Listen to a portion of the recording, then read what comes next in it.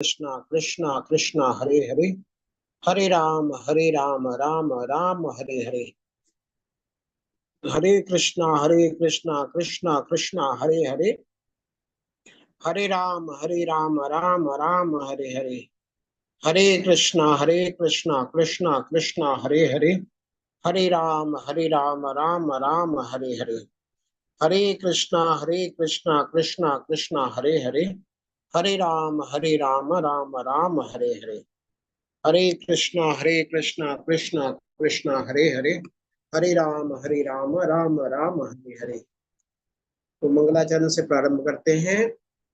ओम अज्ञानतिमिरन्धस्य ज्ञानांजन शलाकया चक्षुरुन्मिलितं येन तस्मै श्री गुरुवे नमः। श्री चैतन्य मनोभीष्टं स्थापितं येन भूतले स्वयं रूप कदा मह्यं ददाति स्वपदान्तिकम्। वन्देऽहं श्रीगुरु श्रीयुतपदकमलं श्रीगुरुन् वैष्णवांश्च श्रीरूपं साग्रजातं सागररघुनाथान्वितं तं सजीवं साद्वैतं सावधूतं परिजनसहितं कृष्णचैतन्यदेवं श्रीराधा कृष्णपादान् सागरललिता श्रीविशाखान्वितांश्च। हे कृष्ण करुणा सिंधु दीनबंधु जगतपते गोपेश गोपिका कांत राधा कांत नमस्तुते। तप्त कांचन गौरांगी राधे वृंदावनेश्वरी वृषभानुसुते देवी प्रणमामि हरिप्रिये। नामा ओम विष्णुपादाय कृष्ण पृष्ठाय भूतले श्रीमते भक्ति वेदांत स्वामिन इति नामिने।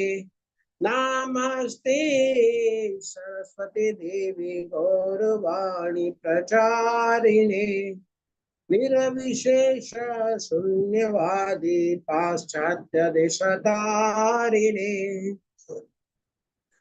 पंचतत्वात्मकं कृष्ण वृत्तरूप स्वरूपकं भक्तावतारं भक्ताख्यं मामि भक्तशक्तिकं वाञ्छाकल्पतरुभ्यश्च कृपा सिन्धुभ्यैव च पतितानां पावनेभ्यो वैष्णवेभ्यो नमो नमः। जय श्री कृष्ण चैतन्य प्रभु नित्यानंद श्री अद्वैत गदाधर श्रीवासादि गौर भक्तवृंद। हरे कृष्णा कृष्णा कृष्णा हरे हरे, हरे राम राम राम हरे हरे, हरे कृष्णा कृष्णा कृष्णा हरे हरे, हरे राम राम राम हरे हरे, हरे कृष्णा कृष्णा कृष्णा हरे हरे, हरे राम राम राम हरे हरे, हरे कृष्ण। सभी को दंडवत प्रणाम।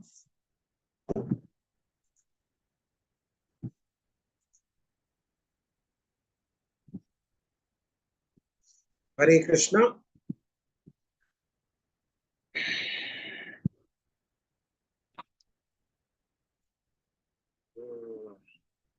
स्क्रीन शेयर किया था तो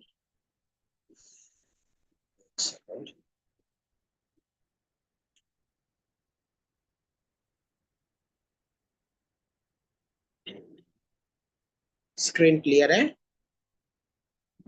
यस प्रभु जी, क्लियर है जी। तो पहले हम अध्याय 6 का सारांश देख लेते हैं। तो श्लोक संख्या 1 से 9 में अष्टांग योग में आगे बढ़ने की प्रक्रिया के बारे में बताए थे भगवान। क्या बोलते थे कि क्षमा बुद्धि विशिष्यते। इसके बाद अष्टांग योग के अभ्यास के चरण के बारे में बताए थे। चरण कौन से थे? यम, नियम। कौन बता सकता है? किसी को ध्यान है? अष्टांग योग के 8 अंग।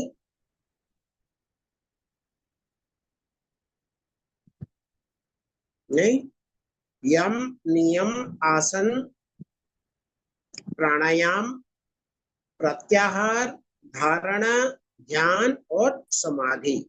ये बताया था। यम नियम में क्या बताया था कि कुछ करने योग्य बातें हैं, कुछ नहीं करने योग्य बातें हैं। तो करने योग्य में क्या है? सवेरे जल्दी उठना है,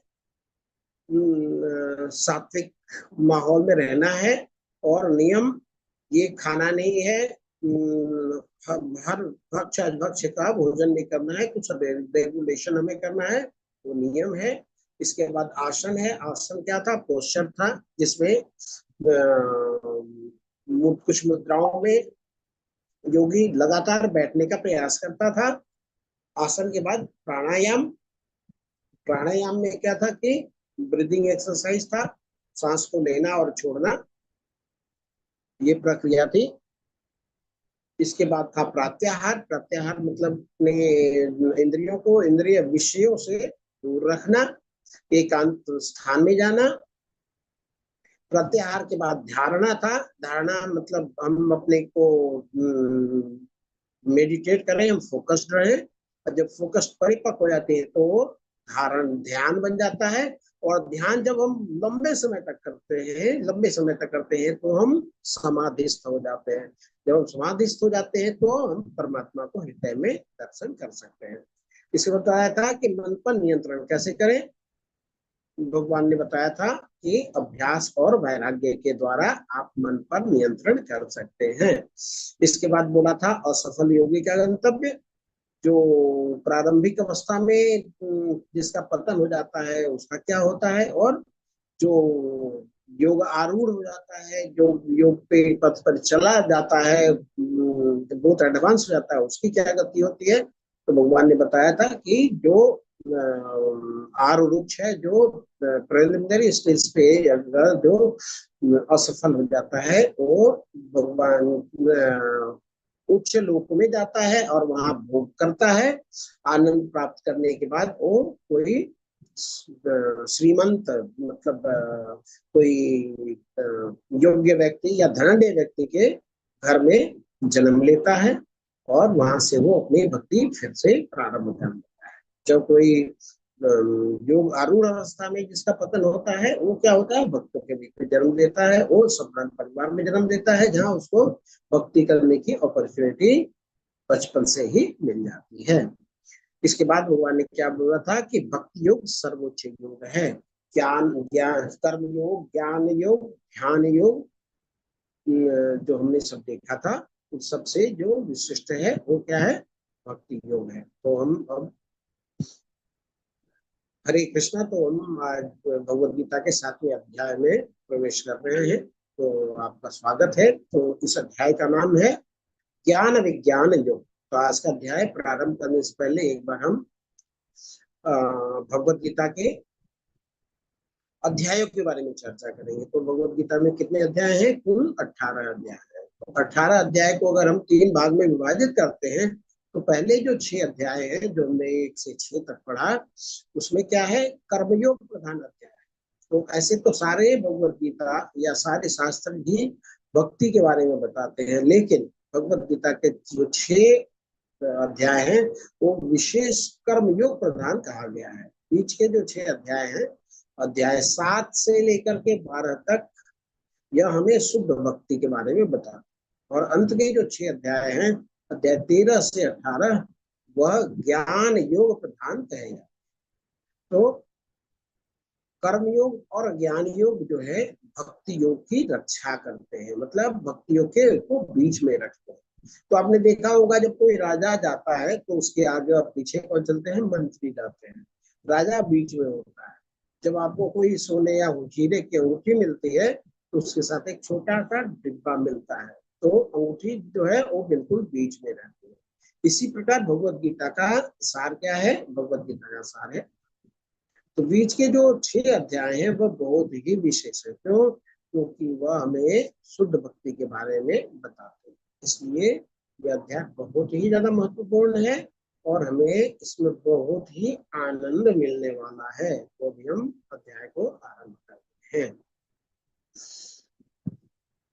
श्री भगवान वाच मयि आसक्तं मनः पार्थ योग युञ्जन्मदाश्रय असंशयं समग्रं मा यथा ज्ञास्यसि तच्छृणु।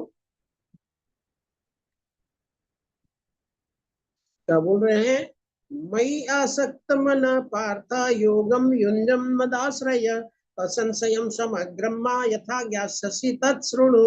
हे पिता पुत्र, अब सुनो कि किस प्रकार मुझसे पूर्ण चेतना रखते हुए तथा मुझमें मन को अनुरक्त करते हुए योगाभ्यास करके तुम मुझे पूर्णतः संशय रहित होकर जान सकते हो।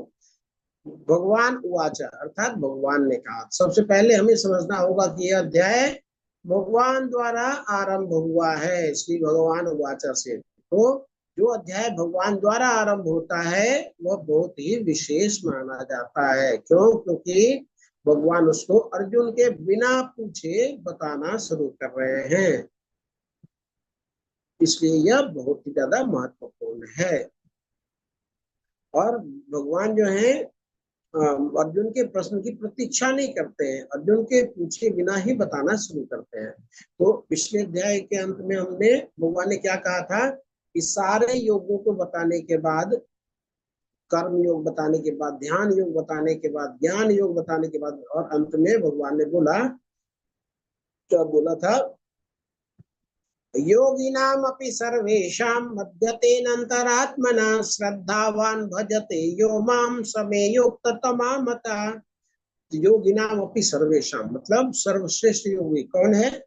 जो श्रद्धावान भजते यो माम, जो श्रद्धा पूर्वक मेरी भक्ति करता है, और मदगतेन अंतरात्मना, हमेशा अपने अंतःकरण में मेरा चिंतन करता है। जो सर्वश्रेष्ठ योगी है वह क्या करेगा? भक्ति करेगा और हमेशा भगवान का चिंतन करेगा। पर प्रश्न आता है कि भगवान की भक्ति और भगवान का चिंतन कैसे होगा? तो यह 6 अध्याय, जो अध्याय 7 से लेकर के 12 तक, ये हमें बताते हैं कि भगवान की भक्ति और चिंतन कैसे हो। तो अभी जो ज्ञान देंगे भगवान, उससे क्या होगा? क्या बोल रहे हैं? मई आसक्त मना, भगवान में हमारी आसक्ति बढ़ जाएगी, भगवान में हमारा मन लगेगा। तो कई लोग हैं बोलते हैं भगवत गीता हमें सिखाती है आसक्ति का त्याग। तो हाँ, बिल्कुल सही बात है, लेकिन भगवत गीता हमें यह भी सिखाती है कि हमें अपनी आसक्ति कहाँ पर लगानी है। मतलब हमारी आसक्ति भौतिकता से तो छुड़ानी है, तो लगानी कहाँ पे है? भगवत गीता हमें यह भी बताती है। भगवान क्या बोलते हैं? वही आसक्त बना, हमें आसक्ति भगवान में लगानी है। तो अभी जो ज्ञान भगवान देने वाले हैं भगवत गीता में, 7वें अध्याय से लेकर के 12वें अध्याय तक, उससे क्या होगा कि मई आसक्त बना, हमारा जो मन है भगवान में और अधिक आसक्त हो जाएगा, और उसे क्या होगा? योग युंजन, मतलब हम भगवान से जुड़ जाएंगे। मद आश्रय मतलब हम भगवान की शरण ग्रहण करेंगे। इसके बाद भगवान क्या बोल रहे हैं? असंशयम, यानी सारे के सारे संशय से मुक्त हो जाएंगे, और हमारे मन में जितने भी संशय हैं वो सब नष्ट हो। और वह ज्ञान क्या है? समग्रम, यानी यह ज्ञान पूर्ण है, यह सभी ज्ञान का सार है। तो क्या करना है होगा?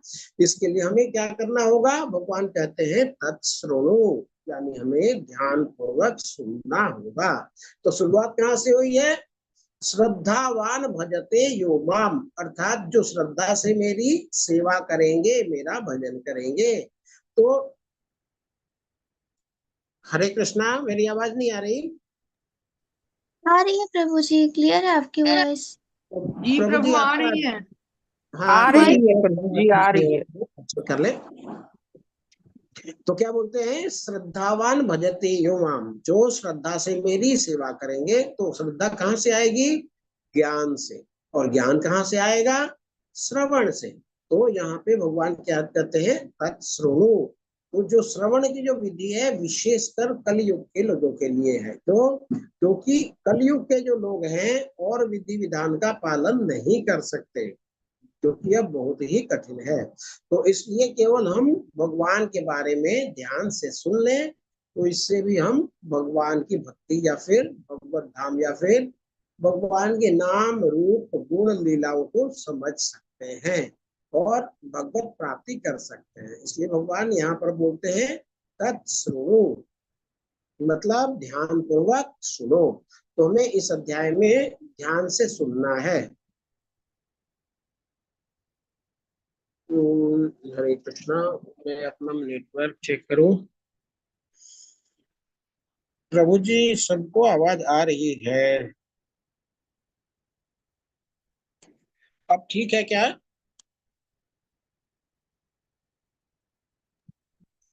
अब क्लियर है प्रभु? मेरे पास 2 नेटवर्क थे, अब मैं एक नेटवर्क को बंद कर चुका हूँ। हरे कृष्णा, मेरी आवाज आ रही है? क्लियर है? हाँ ये इतना आ रही है ये प्रभु जी आपकी आ रही है, क्लियर है आपकी आवाज। अनिल अग्रवाल प्रभु जी की आवाज नहीं आ रही। प्रभु जी आप साइन आउट करके फिर से साइन इन करिए। तो भक्ति की 9 विधियां हैं। कौन सी? श्रवणम कीर्तनम विष्णु स्मरणम पाद सेवनम अर्चनम वंदनम दास्यम साख्यम आत्मा निवेदनम। इस प्रकार भक्ति के 9 स्तर हैं। जो पहली विधि है नवदा भक्ति की, वह क्या है? श्रवणम। तो बहुत ही विशेष विधि है और इस विधि से ही हम भगवत प्राप्ति कर सकते हैं। जैसा कि हमने देखा परीक्षित महाराज है या फिर ये क्या कर रहे हैं? भगवान को ध्यान से सुन रहे हैं। या फिर अर्जुन है, वह क्या कर रहे हैं? भगवान को ध्यान से सुन रहे हैं। तो श्रवणम बहुत ही विशेष माना जाता है भक्ति में।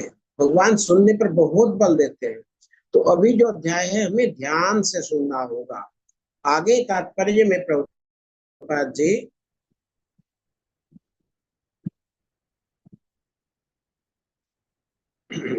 तात्पर्य देखते हैं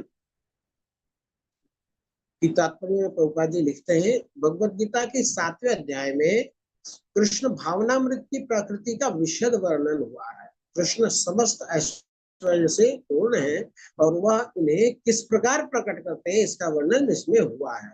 इसके अतिरिक्त इस अध्याय में इसका भी वर्णन है कि 4 प्रकार के भाग्यशाली व्यक्ति कृष्ण के प्रति आसक्त होते हैं और किस 4 प्रकार के भाग्यहीन व्यक्ति कृष्ण की शरण कभी भी नहीं आते।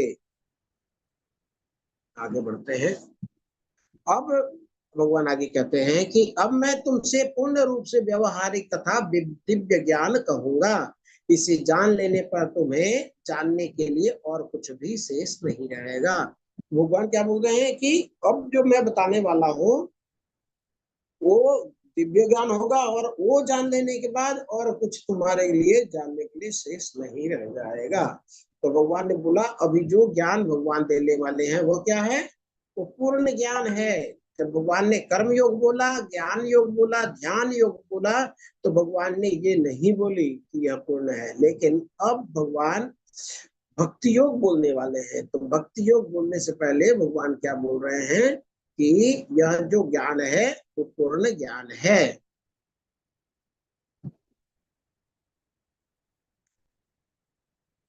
यानी सारे ज्ञानों का सार क्या है? वो भक्ति योग है। तो भगवान हमें पूर्ण ज्ञान देने वाले हैं।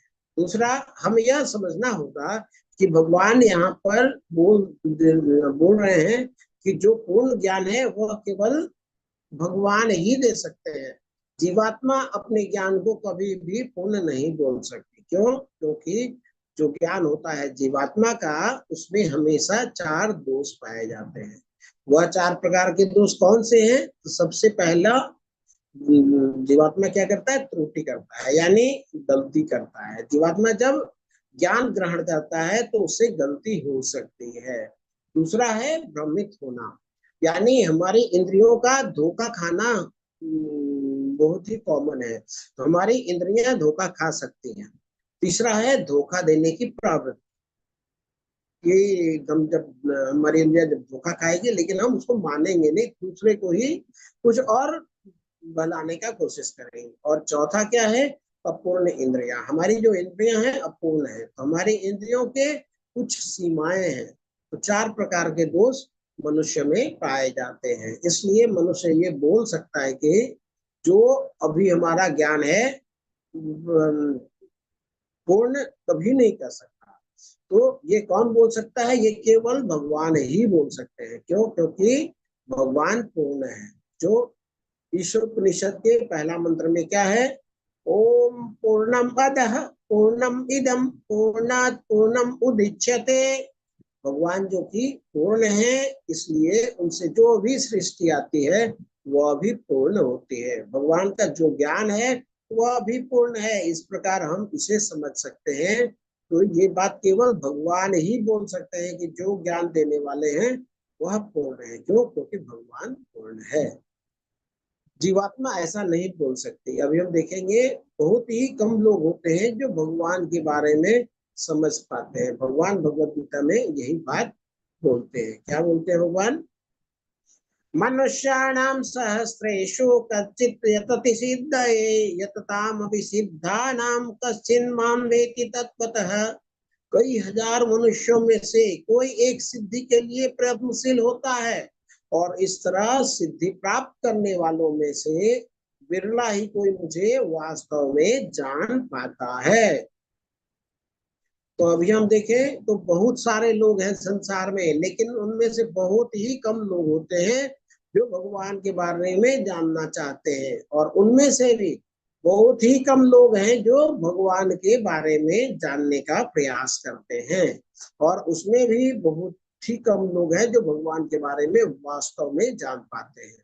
तो भगवान को समझना बहुत ही कठिन है, या फिर भगवान में रुचि लेना बहुत ही कठिन कार्य है। तो आप सभी लोग बहुत ही विशेष हैं, बहुत ही स्पेशल हैं कि आप भगवान के बारे में जान पा रहे हैं, जो कि भगवान क्या बोले कि कोई विशेष व्यक्ति ही भगवान के बारे में जान पाता है। हजारों में से एक होता है जो भगवान को जानने के लिए प्रयास करता है। इसलिए आप सभी लोग बहुत ही विशेष हैं।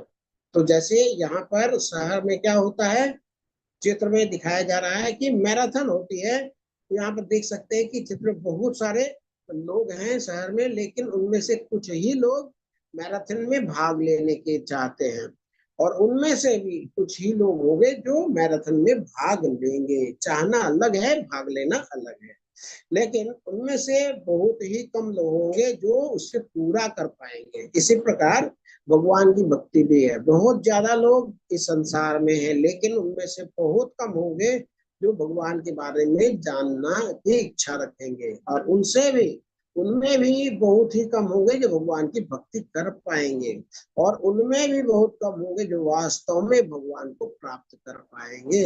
इस प्रकार भगवान की भक्ति बहुत ही विशेष है। जैसे हम अभी उदाहरण के लिए इस कोर्स में देखते हैं भगवत गीता के, तो वैसे तो बहुत सारे लोग होंगे जो इंटरनेट चलाते हैं और बहुत सारी चीजें देखते हैं, लेकिन उनमें से बहुत ही कम हैं जो भगवान के बारे में सुनना चाहते हैं। बहुत ही कम लोग होते हैं जो भगवत गीता का कोर्स ज्वाइन करते हैं। इसके बाद भी उससे भी कम लोग होते हैं जो क्लास में आ पाते हैं, भगवत गीता सुन पाते हैं और समझ पाते हैं। इसलिए जो लोग भगवत गीता कर रहे हैं, भगवान के बारे में जान रहे हैं, वो बहुत ही विशेष हैं। यहाँ पर भगवान स्वयं बोलते हैं।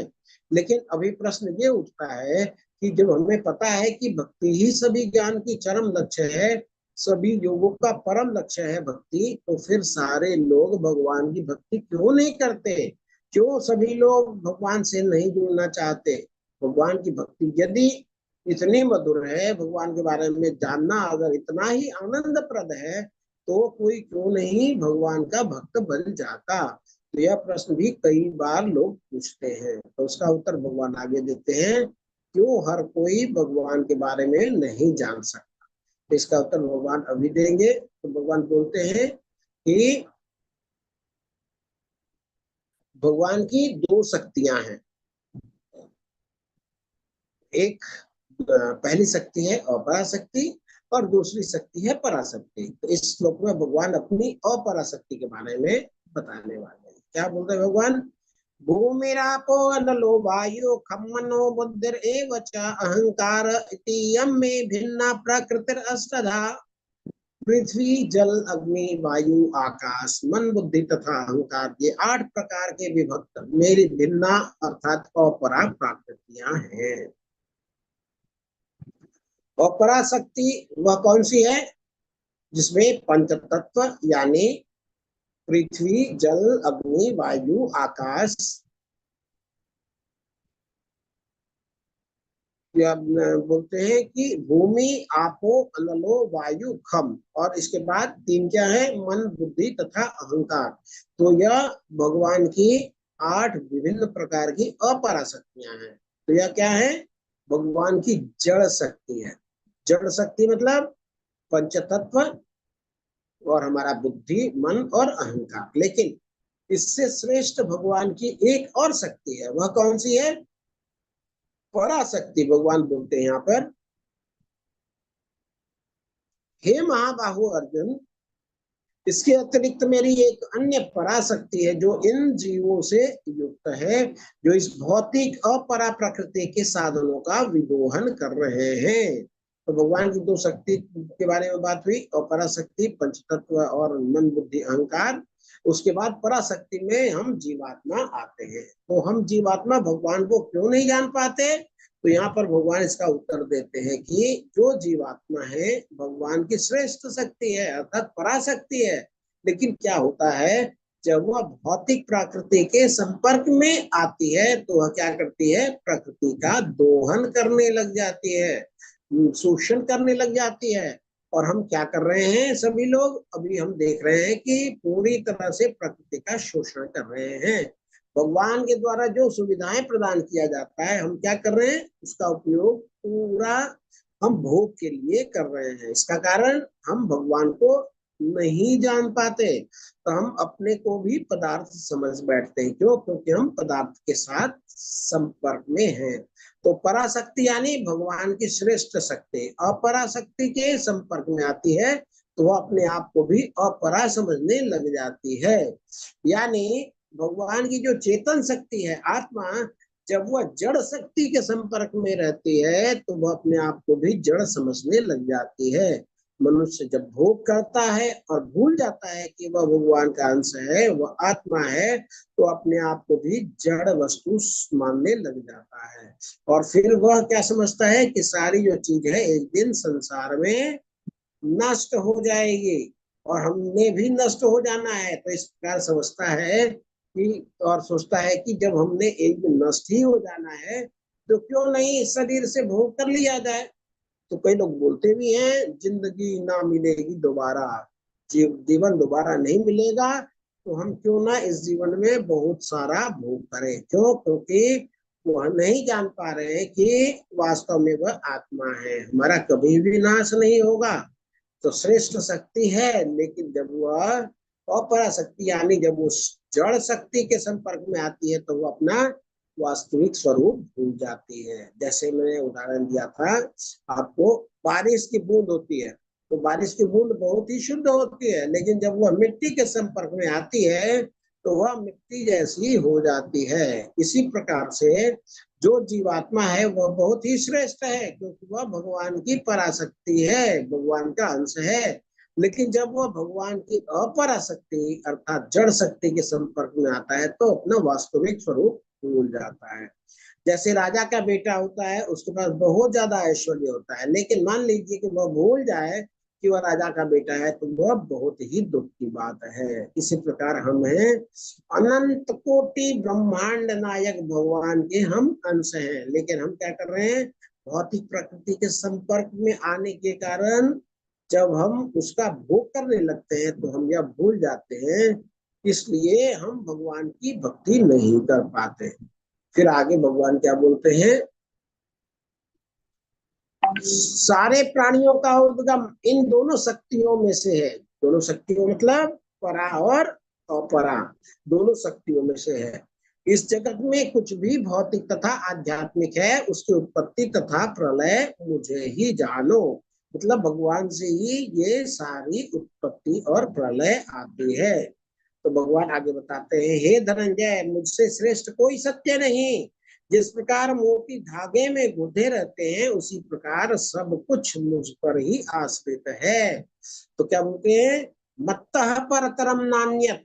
मत्तः मतलब मैं, परतरम सबसे श्रेष्ठ हूँ, ना अन्यत और कोई नहीं है, किंचित बिल्कुल भी नहीं, अस्ति धनंजय, हे धनंजय, मई सर्वम इदम प्रोतम, मैं ही सब चीजों का सूत्रे बड़ा मणिगणा इव सूत्रधार हो।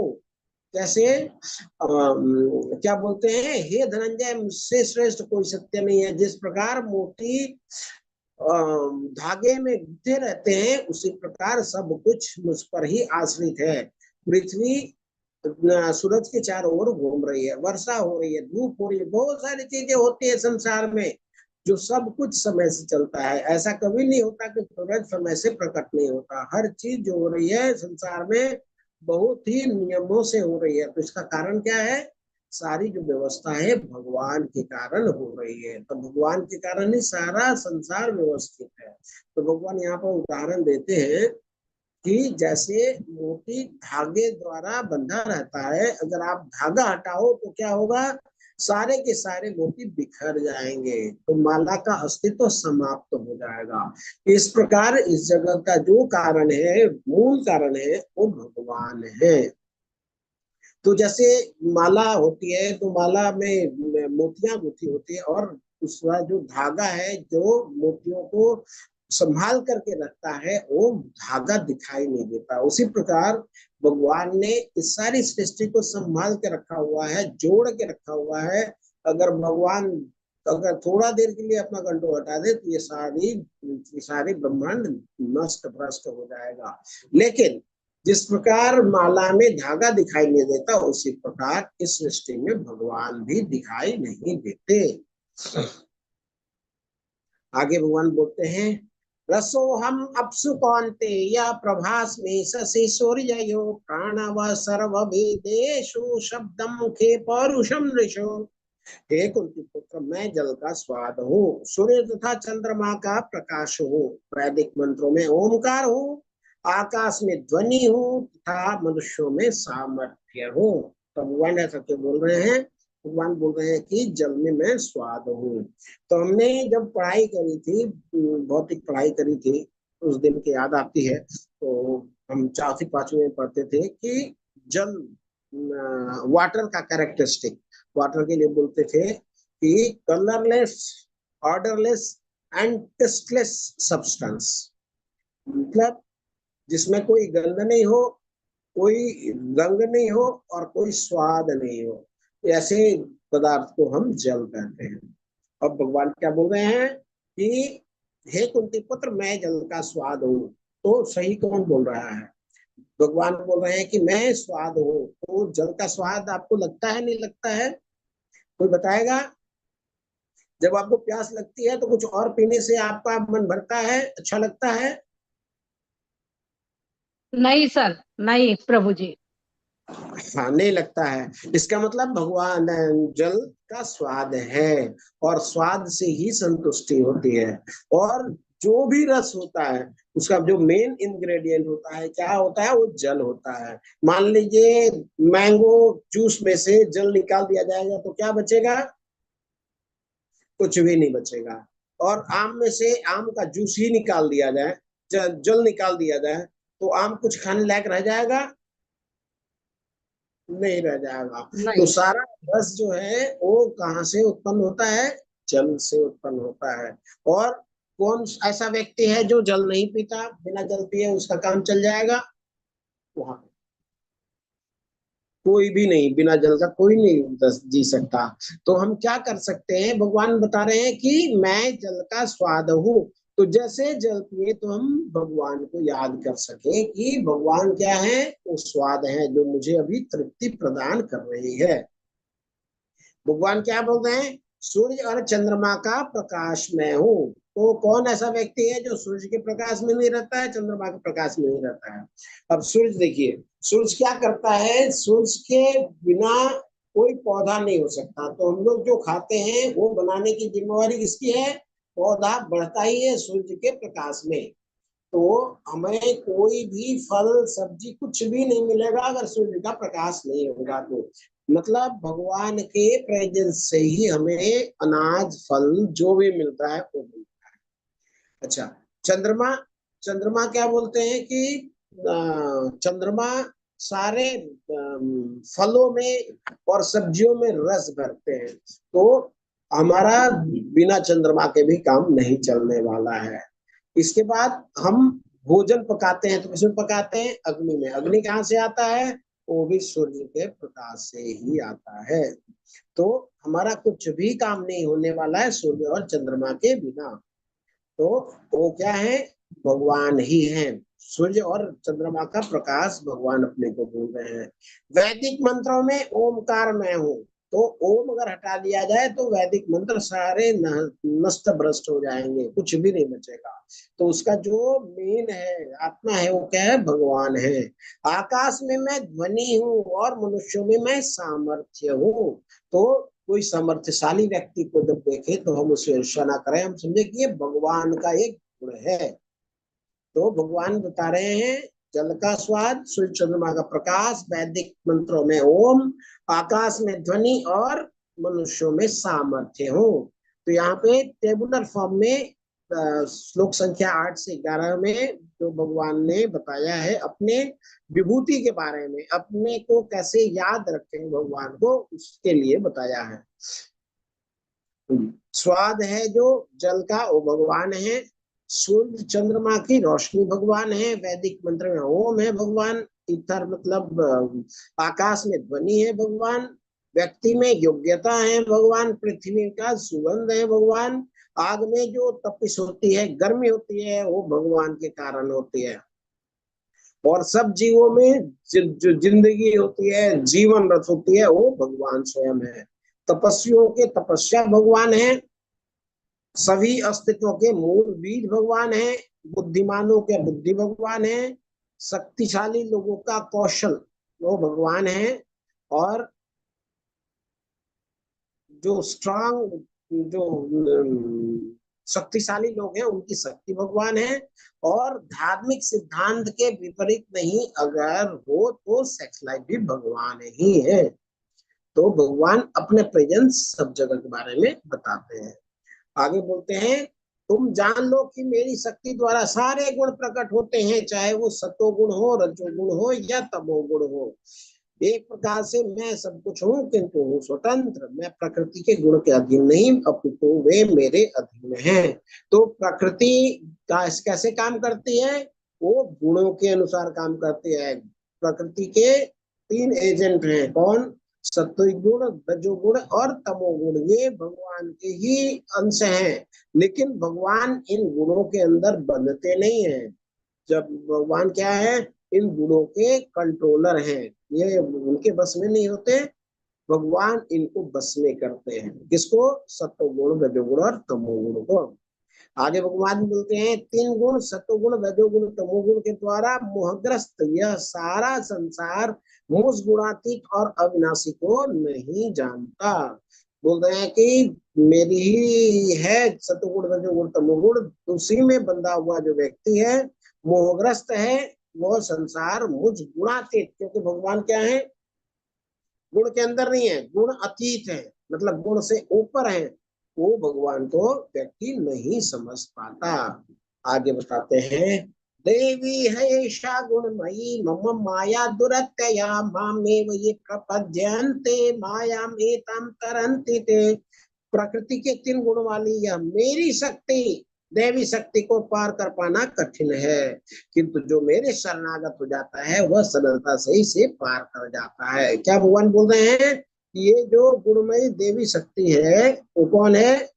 माया देवी। वो कौन है? मम माया, वो मेरी माया है। तो भगवान जैसे शक्तिशाली है, माया भी बहुत शक्तिशाली है।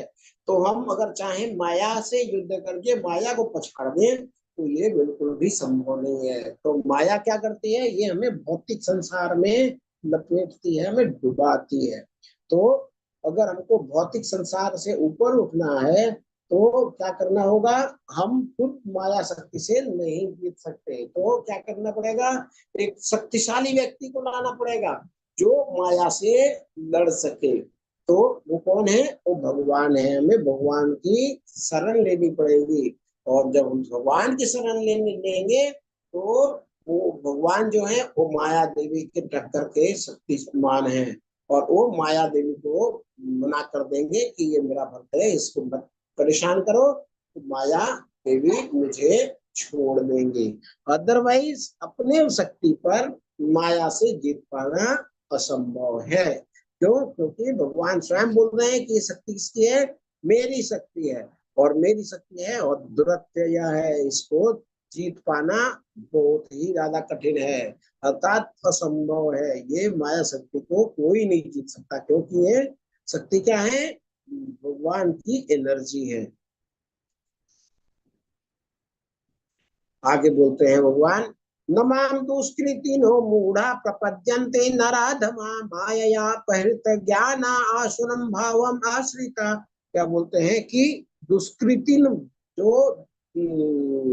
अच्छे कर्म नहीं करते उनको बोलते हैं दुष्कृतिन, और उनको मूढ़ बोला है क्या कि जो निपट मूर्ख हैं, मूढ़ मतलब मूर्ख हैं, जो मनुष्यों में अधम है मनुष्य का शरीर लेकिन जानवर जैसा व्यवहार करते हैं, अधम है, जिनका ज्ञान माया द्वारा हर लिया गया है। ज्ञान तो है लेकिन माया के द्वारा अपहरण कर लिया गया है, ऐसा ज्ञान है। तथा जो असुर की नास्तिक प्रकृति को धारण करने वाले हैं, ऐसे दुष्ट मेरी शरण ग्रहण नहीं करते। तो चार लोग हैं जो भगवान की शरण ग्रहण नहीं करते। एक जो निपट मूर्ख है, जिनको लेना देना ही नहीं, पता ही नहीं कि हम कहाँ जा रहे हैं, किधर जा रहे हैं, क्या कर रहे हैं, एकदम मूर्ख है, मूढ़ है। दूसरा, मनुष्य में अधम है, शरीर तो मनुष्य का लेकिन उसकी जो कार्यकलाप है वो जानवर जैसे हैं, उनको भी भगवान से कोई लेना देना नहीं होता है। दूसरा, तीसरा, जिनका माया ज्ञान द्वारा हर लिया गया होता है, वो माया के द्वारा उनका ज्ञान हर लिया जाता है, वो भगवान के शरणागत नहीं होते। और जो असुर प्रकृति के हैं, जो भगवान से ईर्ष्या करते हैं, वो भी भगवान के सत्ता को भगवान की सत्ता में शरण ग्रहण नहीं करते, वो भगवान को नहीं मानते। और चार लोग हैं जो भगवान की सत्ता को मानते हैं और उनकी शरण ग्रहण करते हैं। तो क्या बोलते हैं, चतुर्विधा भजन्ते माम जनाम सुकृतिनो अर्जुना। उसमें बात किया था दुष्कृतिनो, मतलब जो दुर्भाग्यशाली है, और अभी क्या बोल रहे हैं, सुकृतिनो, जो सौभाग्यशाली है। चतुर्विधा भजन्ते माम जनाम सुकृतिनो अर्जुना अर्थ जिज्ञासी अर्थार्थी ज्ञानी च भरतर्षभ। हे भरत से चार प्रकार के पुण्यात्मा मेरी सेवा करते हैं, मेरी शरण में आते हैं। कौन से, अर्थ जिज्ञासु अर्थार्थी और ज्ञानी। इन लोगों की चार श्रेणियां हैं। वे जो पीड़ित हैं, जो पीड़ा में है, उनको अर्थ बोला जाता है। जो परेशानी में है, जिनको कष्ट में है, किसी का बीमारी हो गया, असाध्य बीमारी हो गया, किसी को भोजन नहीं है, किसी के पास बहुत ही ज्यादा मतलब टेंशन है, ऐसे लोग आर्थ श्रेणी में आते हैं। बंधन में है, जेल में है, कोर्ट केस में है, ऐसे लोग आर्थ में आते हैं। वे जिन्हें धन की आवश्यकता हो, दरिद्रता जिनको है, वो है अर्थार्थी, जो धन चाहते हैं, अर्थार्थी, उनको अर्थार्थी कहते हैं। तीसरा, जो जिज्ञासु है, वे जिन्हें परम सत्य का ज्ञान है, वे भगवान के बारे में जानने की इच्छा रखते हैं, वो क्या है, वो जिज्ञासु हैं। और ज्ञानी, वे सारे लोग विभिन्न परिस्थितियों में परमेश्वर की भक्ति करते रहते हैं। शुद्ध भक्ति निष्काम होती है और उसमें किसी लाभ की आकांक्षा नहीं होती। तो ऐसे कौन होते हैं, वो ज्ञानी होते हैं। तो चार प्रकार के लोग हैं जो भगवान की शरण ग्रहण करते हैं। वो कौन से हैं, एक तो जो कष्ट में है, अर्थ। दूसरा है अर्थार्थी, अर्थार्थी मतलब जिसको धन की कमी है, दरिद्रता है, जिसको धन चाहिए, पैसा चाहिए। और तीसरा जिज्ञासु, जो भगवान के बारे में जानना चाहता है। और चौथा ज्ञानी, जो भगवान के बारे में जान गया है। तो ये चित्र में कोई बता सकता है कि पहला चित्र किसका है और वो किस कैटेगरी के भगवान के भक्त हैं, मतलब वो कौन से श्रेणी के लोग हैं जो भगवान की शरण ग्रहण करते हैं। दिखाई दे रहा है किसी को? हरे कृष्णा। लेफ्ट हैंड साइड से टॉप से स्टार्ट करेंगे। पहला नंबर किसका है? हरे कृष्ण प्रभु जी। हरे कृष्णा माता। गजेंद्र मोक्ष वाला है। हाँ, गजेंद्र है। ये किस प्रकार के, ये चार का कौन सा कैटेगरी आएगा माता जी? ये अर्थार्थी तो नहीं है प्रभु जी? नहीं, ये आर्त है, इनको कष्ट है, इनका पैर घड़ियाल ने पकड़ रखा है, ये दुख में है। इसको बोलते हैं आर्त। आर्त। दूसरा दूसरा समझ में आ रहा है किसी को चित्र में क्या दिखा रहा है? दूसरा द्रौपदी है शायद। जी, द्रौपदी का चीरहरण हो रहा है, वो भगवान को पुकार रही हैं। ये कौन से अवस्था में है?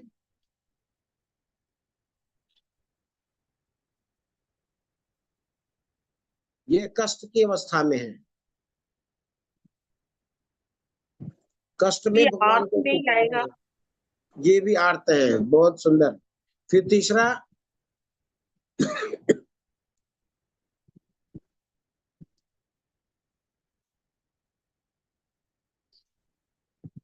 देवकी माता हैं, भगवान जन्म लेने वाले हैं, इनकी कैसी दशा है? ये कंस की जेल में है। इनके 5 पुत्रों को कंस इनके सामने मार चुका है।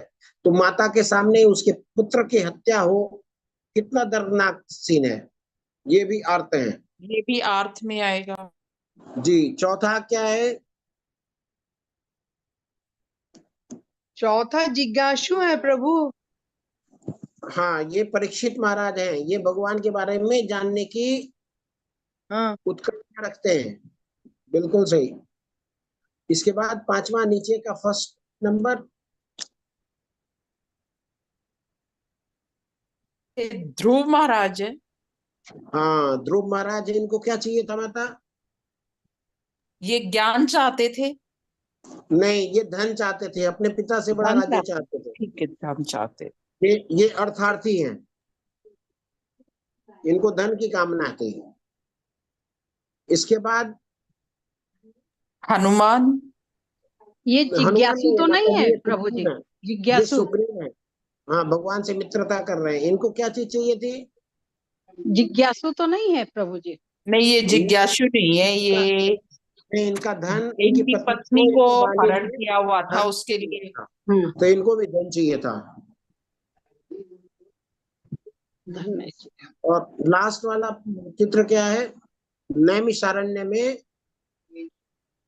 सूत गोस्वामी हैं और 88,000 ऋषिगण हैं। वो किस लिए इकट्ठे हुए हैं?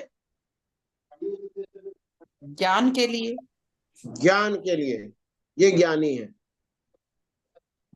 तो हमने देखा आर्थ, अर्थार्थी, जिज्ञासु और ज्ञानी। अब आप लोग बता सकते हैं आप किस श्रेणी में आते हैं? आप भगवत गीता का अध्ययन क्यों कर रहे हैं? जिज्ञासु है। हाँ हाँ, सभी अपने को बताएं, आप किस कैटेगरी में आते हैं? आप 4 ओ वाले कैटेगरी में तो आते नहीं, जो भगवान की शरण ग्रहण नहीं करते हैं।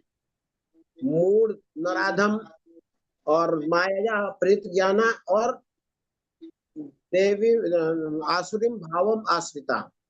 आप ईर्ष्या नहीं करते, आप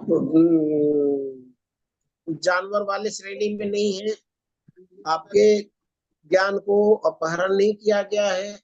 इस क्योंकि यहाँ तो कुछ पैसे कौड़ी मिलने वाले नहीं है भगवत गीता पढ़ने से, है या नहीं? लेकिन फिर भी आप क्लास अटेंड कर रहे हैं। तो आप सुकृतिन वाले में आएंगे। सुकृतिन वाला में कौन? कोई आर्त में आएगा, कोई अर्थार्थी में आएगा, कोई जिज्ञासु में आएगा और कोई ज्ञानी में आएगा। तो आप बता सकते हैं? अपर्णा मंडल माता जी। हाँ जी प्रभु बोलिए। हाँ, आप किस कैटेगरी में आती हैं माता जी 4 में से? क्या बोलूं प्रभु, मुझे तो जानने की, मैं तो एक दिन भी गीता क्लास नागा नहीं करती हूँ, तो तो आप क्या बोलूं जिज्ञासु में मैं। हैं माता जी। जिज्ञासु में आऊंगी। जी, रंजन प्रभु जी। हरे कृष्णा प्रभु जी। ज्ञानी में प्रभु जी। ज्ञानी आप, बहुत सुंदर। जी प्रभु। मंजू माता जी। जिज्ञासु में आएंगे प्रभु जी। अनिका माता जी।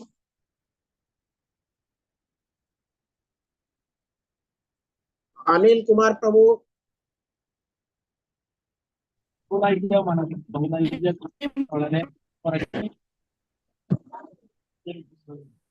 बंसीलाल प्रभु जी। सब लोग अपने को म्यूट करें प्लीज। ಆನ್ರೆ ಮಾಡಿದಿ ಯಾಕಂದ್ರೆ ये कौन सा कैटेगरी? 4 कैटेगरी पूछा था माता जी। जिज्ञासु में ही आते हैं प्रभु जी, क्योंकि जिज्ञासु। हम जानने की कोशिश कर रहे हैं। जी जी जी, बहुत सुंदर माता। आनंद कुमार प्रभु।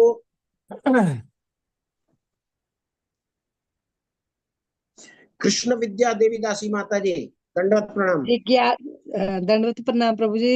जिज्ञासु में प्रभु जी, क्योंकि हम तो कुछ सीखना चाहते हैं ना भगवान जी से, गुरु जी महाराज जी, जी से। बहुत सुंदर माता जी, बहुत सुंदर। मंजू वर्मा माता जी। प्रभु जी हम भी जिज्ञासु में आते हैं, हम कुछ सीख रहे हैं। जी जी जी, नीता मंडरे माता जी।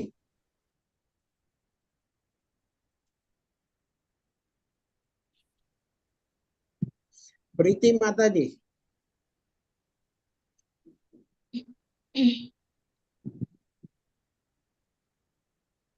आप लोग जल्दी अनम्यूट करें प्लीज। राजेश प्रभु जी, रंजन प्रभु जी। हरे कृष्णा प्रभु। हाँ, हरे मैंने कृष्ण। बोला प्रभु, ज्ञानी में प्रभु। जी जी जी जी जी। तो हम ज्यादातर लोग जिज्ञासु में आते हैं, कुछ लोग आर्ट में भी होते हैं। वो सुनते हैं कि भगवान के और भगवान सबको वेलकम करते हैं। भगवान ऐसा नहीं करते कि जो ये है इस कैटेगरी में है वो अच्छे हैं, ये बुरे हैं।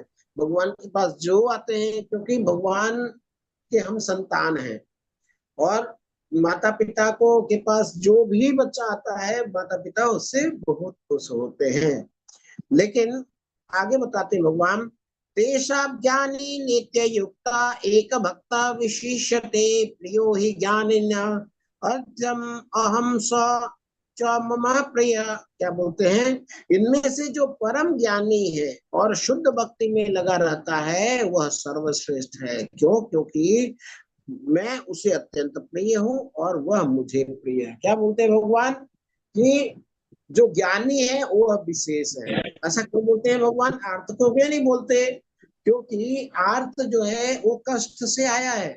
जैसे ही भगवान उसका कष्ट खत्म करेंगे तो भगवान की क्या जरूरत रह गई? अब वो वापस चला जाएगा और फिर वो भगवान की तरफ नहीं मुड़ेगा। हो सकता है उसके अंदर कृतज्ञता हो और भगवान को छोड़े ना, ऐसा भी हो सकता है। लेकिन पॉसिबिलिटी है कि वो भगवान को छोड़ के चला जाए। फिर कोई है अर्थार्थी, जिसके पास धन की कमी है, राज्य चाहिए। भगवान ने मुझे राज्य दे दिया, अब भगवान से अब क्या लेना मेरे को? हमने राज्य चाहिए था, भगवान ने दे दिया। अब हमारे को कोई जरूरत पड़ेगी तो फिर आ जाएंगे। और जब हमें और कुछ चाहिए नहीं तो भगवान के पास रहने का क्या मतलब है? तो हो सकता है अर्थार्थी भी भगवान से दूरी बना ले अपना काम निकलने के बाद। जिज्ञासु भगवान के बारे में जानना चाहता है और भगवान के बारे में जान गया। अब क्या जानने के लिए बच गया? अब मेरी जब इच्छा हो तो प्रश्न होगा मेरे दिमाग में तो फिर मैं मंदिर आ जाऊंगा। अदरवाइज जब प्रश्न खत्म हो गया तो मेरे को मंदिर जाने की जरूरत ही नहीं है। तो जिज्ञासु है वो भी किसी दिन भगवान से शरण लेना बंद कर सकता है। लेकिन जो ज्ञानी है, जो सब कुछ जान गया है, भगवान के अस्तित्व को जान गया है, वो भगवान को छोड़ने वाला नहीं है। तो भगवान क्या कर रहे हैं कि जो परम ज्ञानी है और शुद्ध भक्ति में लगा रहता है वह सर्वश्रेष्ठ है, क्योंकि मैं उसे अत्यंत प्रिय हूँ और वह भी मुझे अत्यंत प्रिय है। तो हमारी स्थिति चाहे आज के दिन में अर्थ हो, अर्थार्थी हो, जिज्ञासु हो, ज्ञानी हो, जो कुछ भी हो, लेकिन हमें बनना क्या है? हमें ज्ञानी बनना है, भगवान का प्रेमी बनना है, भगवान के संग रहना है। तो हमारा गंतव्य ज्ञानी वाला होना चाहिए। आज हम कहीं भी रहें कोई फर्क नहीं पड़ता। आगे भगवान बोलते हैं, बहुनाम जन्म नाम अन्ते ज्ञानवान माम प्रपद्यते वासुदेवम सर्वम इति स महात्मा सुदुर्लभम। अनेक जन्म जन्मांतर के बाद जिसे सचमुच ज्ञान होता है वह मुझको समस्त कारणों का कारण जानकर मेरी शरण में आता है, और ऐसा महात्मा अत्यंत दुर्लभ है। तो इसका मतलब क्या है कि हम जो है कई कई जन्म जन्म के बाद भी हमें जब ये ज्ञान होता है कि भगवान ही सब कुछ है, तो हमें जब तक हम भगवत गीता नहीं पढ़े थे तो क्या करते थे, मैं अपनी बात करता हूँ। मैं तो, मेरी बड़ी बहन थी तो बहन व्रत करती थी, कभी बुध मंगलवार करती थी तो मैं मंगलवार कर लेता था, सोमवार करती थी सोमवार कर लेता था, बृहस्पतिवार करती थी बृहस्पतिवार कर लेता था। इस बार नंबर के लिए इनके दरवाजे पे चले जाओ, इस बार नौकरी के लिए इनके दरवाजे पे चले जाओ, और यही करते रहते। हमें भगवान के बारे में पता ही नहीं था। अब जब कोरोना आया, किसी ने बताया कि हाँ कुछ करने के लिए नहीं है, तो मुझे का लिंक मिला, तो हम भगवत गीता के संपर्क में आए। तब हमें समझ में आने लग गया कि देवी देवताओं का क्या अस्तित्व है, और हमें मांगनी है तो किससे मांगनी है। हमारा संबंध पहले से है, लेकिन हम भूल गए थे। तो हमारा वही दशा हो गया था, जैसे बच्चा तो है शेर का, भेड़ियों के बीच घूम रहा है और भेड़ियों जैसा ही आचरण कर रहा है।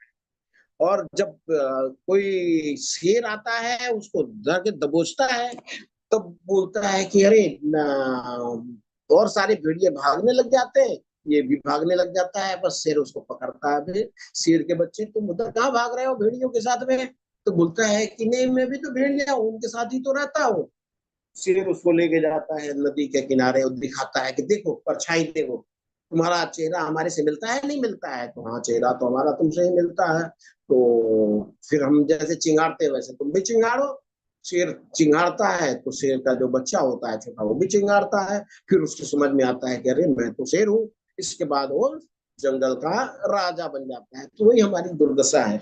हम हैं भगवान के अंश, लेकिन हम क्या कर रहे हैं, हम प्रकृति के संपर्क में आकर के हम प्रकृति सा व्यवहार कर रहे हैं।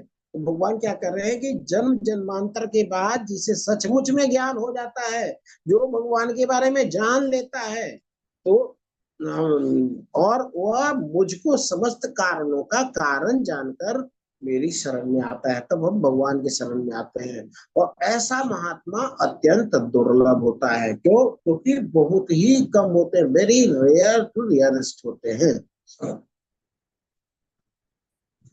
भगवान आगे बोलते हैं, जिनकी बुद्धि भौतिक इच्छाओं द्वारा मारी गई है, वे देवताओं के शरण में जाते हैं, और वे अपना अपना स्वभाव के अनुसार पूजा विशेष विधि विधान का पालन करते हैं। भगवान क्या बोलते हैं कि जो देवी देवताओं की पूजा करते हैं, तो क्यों पूजा करते हैं? क्योंकि उनकी बुद्धि भौतिक इच्छाओं के द्वारा मारी गई है।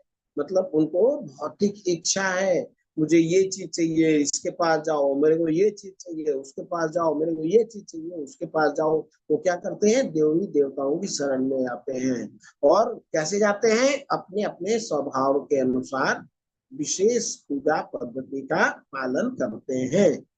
तो आगे भगवान बोलते हैं, मैं प्रत्येक जीव के हृदय में परमात्मा स्वरूप स्थित हूँ। जैसे ही कोई किसी देवता की पूजा करने की इच्छा करता है, मैं उसकी श्रद्धा को स्थिर कर देता हूँ, जिससे वह उसी विशेष देवता की भक्ति कर सके। भगवान क्या बोल रहे हैं कि मान लीजिए हमें विद्या की आवश्यकता है, विद्या प्राप्त करना है, अच्छे नंबर लाने हैं, अच्छी जगह पे प्लेस होना है, तो मैं सरस्वती माता की पूजा करूंगा। तो भगवान क्या करते हैं कि हमारी श्रद्धा को भगवती सरस्वती में स्थित कर देते हैं, और मैं हमेशा उन्हीं की आराधना करते करते कविता बनाता रहूंगा, ज्ञान बढ़ाता रहूंगा, सरस्वती माता की पूजा करता रहूंगा। हमें मिलेगा क्या? हमें भौतिक लाभ मिलेंगे, प्रतिष्ठा मिलेगी, लोग कहेंगे बहुत अच्छे कवि हैं ये, बहुत अच्छा बोलते हैं ये, बहुत अच्छा नंबर है इनका, और ये सब हमें ख्याति मिलेगी। लेकिन वो सब ख्याति क्या है? वो सब ख्याति जो है भौतिक है। कोई शिव जी की पूजा करने लग जाता है, शिव जी से कुछ मांगने लगता है, जैसे रावण है, उसने सोने की लंका ले ली और क्या क्या चीज उसने ले लिया, तो उससे क्या होगा? उसकी भौतिक इच्छाएं पूर्ण होंगी। तो जो देवी देवता के शरण में जाते हैं, उनके बारे में भगवान क्या बोलते हैं? उनकी बुद्धि भौतिक इच्छाओं द्वारा मारी गई है। तो आगे भगवान बोलते हैं, मैं प्रत्येक जीव के हृदय में परमात्मा स्वरूप स्थित हूँ। भगवान बोलते हैं, हृदय देशे अर्जुन तिष्ठति। हे अर्जुन, मैं हृदय के देश में सबके हृदय में स्थित होता हूँ। तो भगवान को सबसे पहले पता लग जाता है कि हमारे मन में क्या चल रहा है, हमारे मन में किस देवता की आराधना करने की इच्छा चल रही है। तो भगवान फटाफट उसको स्थिर कर देते हैं, फिर हम उन्हीं देवता के पीछे लगे रह जाते हैं। तो आगे बताते हैं, भगवान ऐसी श्रद्धा से समन्वित वह देवता विशेष की पूजा करने का यत्न करता है और अपनी इच्छा को पूर्ति करता है, किंतु वास्तविकता तो यह है कि ये सारे लाभ केवल मेरे द्वारा प्रदत्त हैं। भगवान क्या कहते हैं, देखिए हमारा शरीर किससे बना है, भगवान ने क्या बोला था, पंच तत्व हमारे से आया है, भिन्ना प्रकृति अष्टधा, याद है क्या बोला था, भूमि रापो अन्न वायु खम मनो बुद्धि एव च। तो हमारा शरीर कहाँ से बना है, भगवान से बना है। बुद्धि कहाँ से बनी है, भगवान से बनी है। मन कहाँ से आया, भगवान से बना है। और अहंकार कहाँ से आया, भगवान से आया है। हमारा आत्मा कहाँ से आया, सब भगवान से आया। तो हम किसके हैं, हम भगवान के हैं। हमारा एक एक कतरा जो है भगवान का है। लेकिन हम क्या कर लिए, हम भौतिक प्रकृति अर्थात भौतिक उपाधियों के लिए देवता के बीच में चले गए, देवता को पूजा करने चले गए। और ऐसी श्रद्धा समन्वित वह देवता विशेष की पूजा करने का यत्न करता है। कौन, जीवात्मा, हम, और अपनी इच्छा को पूर्ति करता है। किंतु वास्तविकता क्या है कि सब कुछ भगवान से आता है। देवी देवता का अपना कोई अपना इंडिपेंडेंस नहीं होता है। वो क्या करते हैं, वो इंचार्ज होते हैं किसके, भगवान के संपत्ति के। जैसे आज के दिन में सरकार है, मोदी सरकार है, तो मोदी सरकार में जो मिनिस्टर है, मिनिस्टर भी किसको रिपोर्ट करता है, मोदी जी को रिपोर्ट करता है। तो जो फाइनेंस मिनिस्टर है या जो पावर मिनिस्टर है, उसका अपना इंडिपेंडेंट सत्ता नहीं है, उनको रखा हुआ है क्यों, सुचारू रूप से चलाने के लिए। वैसे ही जो भी देवता हैं वो अपने अपने कार्य को सुचारू रूप से चलाने के लिए नियुक्त किए गए हैं। लेकिन वो देते कहाँ से हैं संपत्ति, वो देते हैं भगवान से। मान लीजिए हमको जमीन दे दिया, तो जमीन किसकी है, भगवान की है। देवता ने तो दिया, कहाँ से दिया, भगवान से लेके दिया। तो ये क्या है, भगवान आगे बोलते हैं, अल्प बुद्धि वाले व्यक्ति देवताओं की पूजा करते हैं और उन्हें प्राप्त होने वाला फल सीमित और क्षणिक होता है। क्या फल होता है, वो सीमित होता है, वो थोड़ा होता है। और क्या होता है, क्षणिक होता है, वो शाश्वत नहीं होता, थोड़े समय के लिए होता है। क्यों, क्योंकि चाहे तो वो वस्तु हमारे हाथ से निकल जाएगी थोड़े दिन बाद, या हम संसार से निकल जाएंगे, वस्तु इधर ही रह जाएगी, तो हमारे काम की वस्तु नहीं रह पाती है, तो क्षणिक है। तो देवताओं की पूजा करने वाले लोग देवलोक में जाएंगे, किंतु मेरे भक्त अंततः मेरे परम धाम को प्राप्त करेंगे। तो जैसे मान लीजिए हम मुझे किसी कोई प्रभु जी से मित्रता हो गई, तो प्रभु जी से हमारी मित्रता हुई, तो मैं प्रभु जी के यहाँ जा सकता हूँ, कोई अनजान के यहाँ थोड़ी जा सकता हूँ। तो जैसे जो देवताओं में विशेषकर प्रेम रखते हैं वो देवताओं के लोक में जाएंगे, और जो भगवान से प्रेम करते हैं वो भगवान के पास जाते हैं। भगवान ये बता रहे हैं। बुद्धिहीन मनुष्य मुझको ठीक से न जानने के कारण सोचते हैं कि भगवान कृष्ण पहले निराकार थे, अब मैंने इस स्वरूप को धारण किया। वे अपने अल्प ज्ञान के कारण मेरी अविनाशी तथा सर्वोच्च प्रकृति को नहीं जान पाते। क्या बोलते हैं कि भगवान थे, जब जन्म लिया है तो इसके पहले भगवान नहीं थे। तो ये क्या है, ये बेवकूफी वाला प्रश्न बुद्धि है। जैसे सूर्य है, सूर्य अभी यहाँ नहीं है तो थोड़ी बोलेंगे कि सूर्य का जन्म सुबह होता है और शाम को उनका मृत्यु हो जाता है। सूर्य तो हमेशा रहते हैं, यहाँ पे वो सिर्फ प्रकट और अप्रकट होते हैं। भगवान वैसे ही प्रकट और अप्रकट होते हैं, वो भगवान कहीं से आते जाते नहीं है। जो बुद्धिहीन है वो सोचते हैं कि भगवान पहले निराकार थे और अब साकार हुए हैं, जबकि भगवान क्या है, भगवान पहले अप्रकट थे और भगवान अब प्रकट हो गए हैं। भगवान क्या बोल रहे हैं, मैं मूर्खोत्ता अल्पज्ञों के लिए कभी भी प्रकट नहीं हूं, उसके लिए तो मैं अपनी अंतरंगा शक्ति द्वारा आच्छादित रहता हूँ, अतः वह नहीं जान पाते कि मैं अजन्मा तथा अविनाशी हूँ। हे अर्जुन, भगवान होने के कारण जो कुछ भूतकाल में घटित हो चुका है, वर्तमान में घटित हो रहा है और जो आगे आने वाला है, वह सब कुछ जानता हूँ। मैं समस्त जीवों को भी जानता हूँ, किंतु मुझे कोई नहीं जानता। भगवान क्या बोल रहे हैं कि मैं सब कुछ जानने वाला हूँ, पास्ट प्रेजेंट फ्यूचर सब कुछ जानता हूँ, लेकिन मुझे कोई नहीं जानता। भगवान अजन्मा है और अविनाशी है। आगे बताते हैं, एषात्वन्तगतं पापम जनानां पुण्य कर्मणाम ते द्वंद्व मोह निर्यो मुक्तम भजन्ता माम दृढ़व्रता। जिन मनुष्यों ने पूर्व जन्म में तथा इस जन्म में पुण्य कर्म किए हैं और जिनके पाप कर्मों का पूर्णतया उच्छेदन हो चुका होता है, वे मोह के द्वंद्व से मुक्त हो जाते हैं और वे संकल्प पूर्वक मेरी सेवा में तत्पर होते हैं। तो आप लोगों को बहुत बहुत बधाई। आप लोगों का विशेष भाग्य है और कि आपके पूर्व जन्म के जो हमारे सुकृति होती है और जो हमारे पाप क्षीण हो जाते हैं अपने सुकृति से, ज्ञात या अज्ञात सुकृति से, तब हम भगवान के बारे में सोच पाते हैं, भगवान का सानिध्य कर पाते हैं। जिनका पूर्व जन्म में तथा इस जन्म में पुण्य कर्म किए हैं, जिनके पाप कर्म का पूर्णतया उच्छेदन हो चुका है, जिनका पाप कर्म खत्म हो चुका है, वे मोह के द्वंद्व से मुक्त हो जाते हैं और संकल्प पूर्वक मेरी सेवा में तत्पर होते हैं। तब भगवान की सेवा करने का सौभाग्य आपको प्राप्त होता है। आगे भगवान बताते हैं, साधु भूताधिदेवं मां साधु यज्ञं च ये विदु प्रयाण काले अपि माम ते विदुर्युक्त चेतसाम।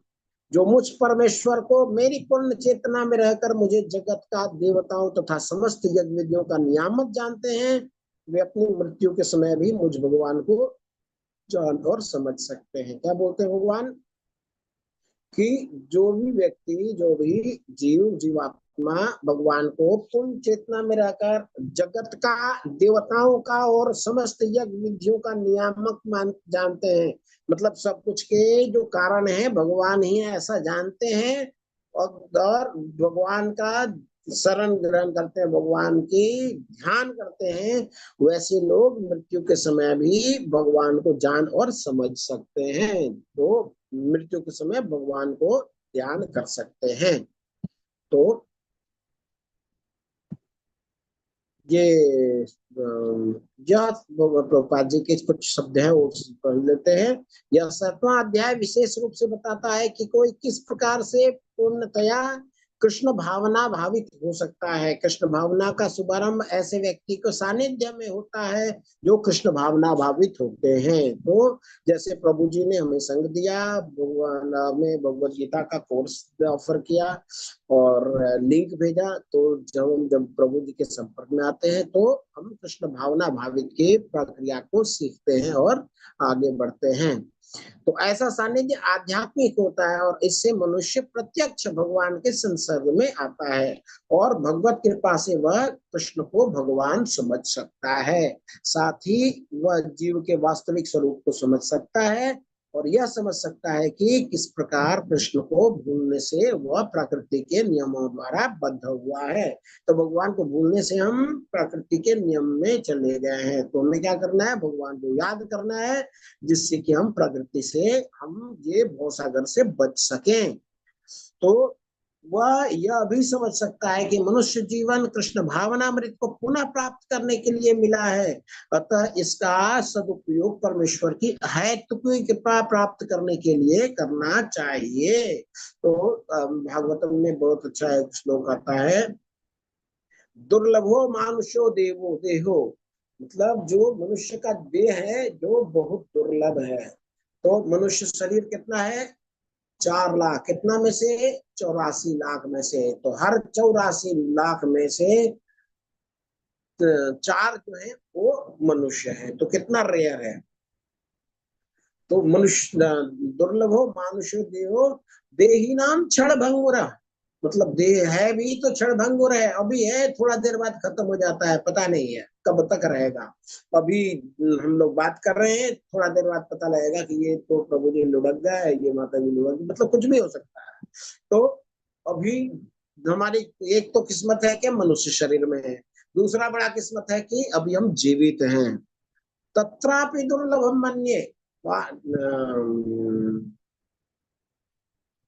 वैकुंठ प्रिय दर्शनम, उससे भी दुर्लभ है भक्तों का संग करना। तो भक्तों का संग मिल पाना ये बहुत ही दुर्लभ बात है। तो आप लोगों का जो संग मिल रहा है, हम बहुत बहुत आपके आभारी हैं। तो इससे क्या होगा, संग से हम भक्ति में और प्रबल होएंगे और आगे बढ़ेंगे। इस प्रकार हमें भक्ति में आगे बढ़ते रहना है। तो अध्याय का सारांश पढ़ते हैं। अध्याय 7 कृष्ण के बारे में, ज्ञान की महिमा पहले बताई गई 1 से 3 में। कश्चिन माम वेत्ति तत्वतः, भगवान को तत्वतः मतलब जिस स्वरूप में है भगवान उस रूप में जान लेते हैं, तो हम भगवान के नजदीक जाना प्रारंभ करते हैं, भगवान को समझने लग जाते हैं, भगवान में श्रद्धा आने लग जाती है। तो इसके बाद भगवान कृष्ण के ऊर्जाओं का ज्ञान, वो प्रकृति विधि में पराम, जो भगवान बोल रहे थे कि अपराशक्ति पराशक्ति ये सब मेरी शक्तियां हैं। इसके बाद भगवान कृष्ण को समर्पण करने की बात आई। माँ में वो ये प्रपद्यन्ते, क्या बोले कि ये जो माया है बहुत दुरत्यय है।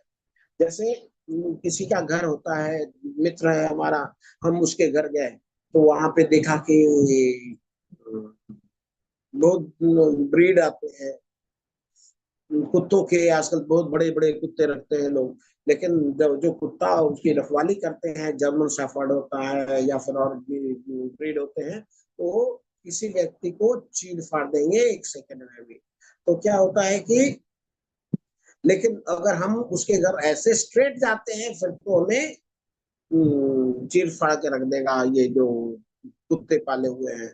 लेकिन जब हम मित्र को आवाज देते हैं, जब मित्र आ जाता है तो कुत्ते को वो आवाज देता है। जैसे ही कुत्ते को इशारा करता है तो कुत्ता समझ जाता है कि ये हमारे मालिक का मित्र है। फिर कुत्ता क्या करता है, अपना दोनों कुछ पैरों के बीच में दबा लेता है और कुछ नहीं करता है। इसी प्रकार ये जो माया शक्ति है, ये जो भौतिक प्राकृतिक शक्ति है, इससे पार पाना हमारे लिए बहुत मुश्किल है। लेकिन जब हम भगवान की शरण ग्रहण करते हैं तो भगवान कौन है, वो मायापति है, वो मायाधीश है, वो माया को मना कर देंगे और हम इस चंगुल से बच जाएंगे।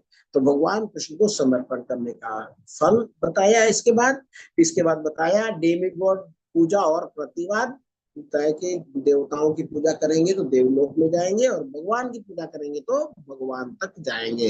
इसके बाद बताया है भ्रांति से भक्ति तक, मतलब भगवान का अगर तो हम समझेंगे और भगवान की आराधना करेंगे तो मृत्यु के समय अगर हम भगवान को याद कर पाए तो हम भगवान को प्राप्त होंगे। भगवान ने मृत्यु का एक क्लू छोड़ दिया और इस अध्याय को यहीं पे समाप्त किया। अब आगे अध्याय हमें मृत्यु की तैयारी कैसे करनी है उसके बारे में अध्याय 8 होगा। तो आप लोगों का बहुत बहुत धन्यवाद ध्यानपूर्वक श्रवण करने के लिए। अब किसी का कोई प्रश्न है तो ले लेते हैं। हरे कृष्ण।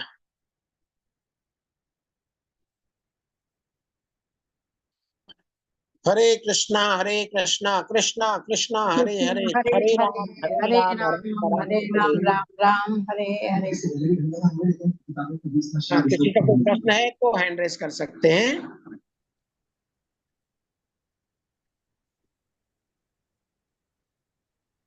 हरे कृष्णा बंसीलाल प्रभु जी, दंडवत प्रणाम। आप लोग सब लोग अपना अनम्यूट कर लीजिए माइक को और सब लोग वीडियो भी ऑन कर लीजिए। वीडियो ऑन करने से आप लगन से हरे कृष्णा प्रभु जी, दंडवत प्रणाम। हरे कृष्णा प्रभु, कोई प्रश्न है प्रभु?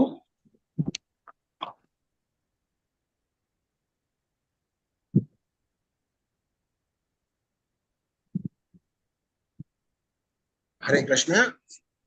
हरे कृष्णा प्रभु जी, दंडवत प्रणाम। हरे कृष्णा माता, दंडवत प्रणाम।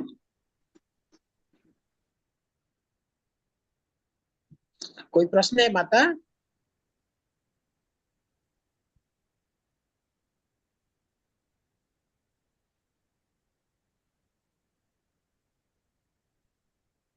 हरे कृष्णा माता, आपकी आवाज आ रही है? कोई प्रश्न है? नहीं प्रभु जी कोई प्रश्न नहीं है। हरि बोल, हरि बोल। तो किसी का कोई प्रश्न नहीं है तो फिर हम वैष्णव प्रणाम मंत्र करके, कोई सलाह है माता क्लास को कुछ और इंटरेस्टिंग बनाने का?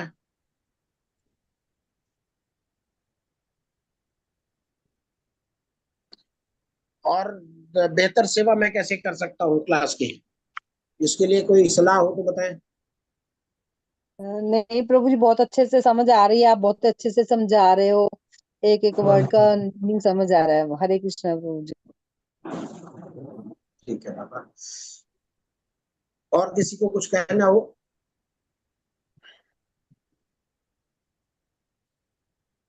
नहीं तो वैष्णव प्रणाम मंत्र करेंगे और क्लास को विराम देंगे। वांछा कल्पतरुभ्यश्च कृपा सिंधुभ्यैव च पतितानां पावनेभ्यो वैष्णवेभ्यो नमो नमः। अनंत कोटि वैष्णव वृंद की जय। श्रील प्रभुपाद की जय। आप लोग सबको जय बोलो। श्रील प्रभुपाद की जय। जय भगवान की वाणी भगवत गीता की जय। जय। गुरु महाराज की जय। जय राधा देव जी की जय। जय। 3 बार महामंत्र करेंगे और क्लास को विराम देंगे। हरे ठीक है। कृष्णा हरे हरे कृष्णा कृष्णा कृष्णा कृष्णा हरे हरे हरे हरे हरे राम हरे राम राम हरे राम हरे। राम हरे हरे कृष्णा हरे कृष्णा कृष्णा कृष्णा कृष्णा हरे कृष्णा हरे हरे हरे हरे राम हरे राम राम राम हरे हरे हरे हरे कृष्णा कृष्णा कृष्णा कृष्णा हरे हरे हरे हरे राम राम राम हरे हरे हरे कृष्णा हरे सभी को कृष्णा प्रणाम। प्रभु जी सभी लोग। हरे कृष्ण प्रभु जी। हरे कृष्णा प्रभु करना।